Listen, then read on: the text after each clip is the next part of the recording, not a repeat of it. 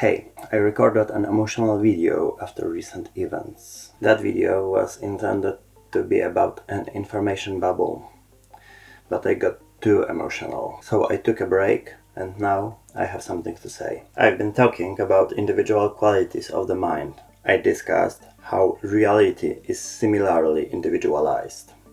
In ethology, the world, as it is experienced by a particular organism, is called an Umwelt. In phenomenology, whatever is present at any time to the mind, in any way, is called a phaneron. Thomas Nagel, in 1974, wrote an influential article called "What is it like to be a bat?" The takeaway from this article is that you cannot wear someone's shoes. When imagining someone else's perspective, you will always be a projection of your own perspective. In other words, you would have to be a bat to know what is it like to be a bat. Around that time, James Gibson wrote a book, The Ecological Approach to Visual Perception. It was groundbreaking. Gibson realized that every individual lives in its own unique environment. Living beings do not live in a world described by physics, geology, or cosmology. Living beings inhabit their own environments. This notion resonates in evolutionary biology as well.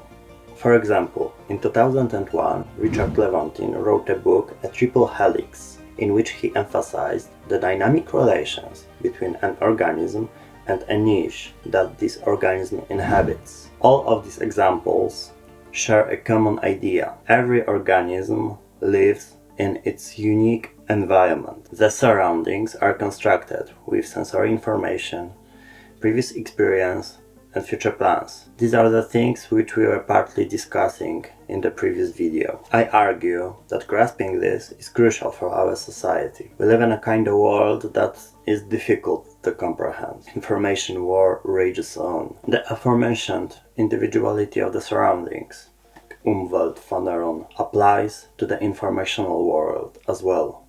Individuals in Western countries realized that the reality they considered true does not exist. There is a void of meaning to be filled, but we have to be careful in adapting the meaning. Cognitive biases. The mechanisms of believing in something are partly automated. This is known and well investigated as cognitive biases, an umbrella term denoting the inaccuracies in perception and reasoning.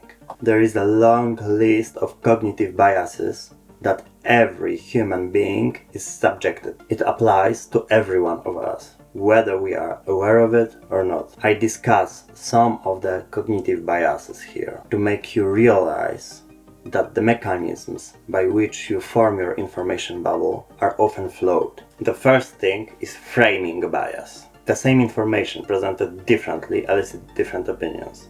Such reactions are often automated. Next thing is confirmation bias.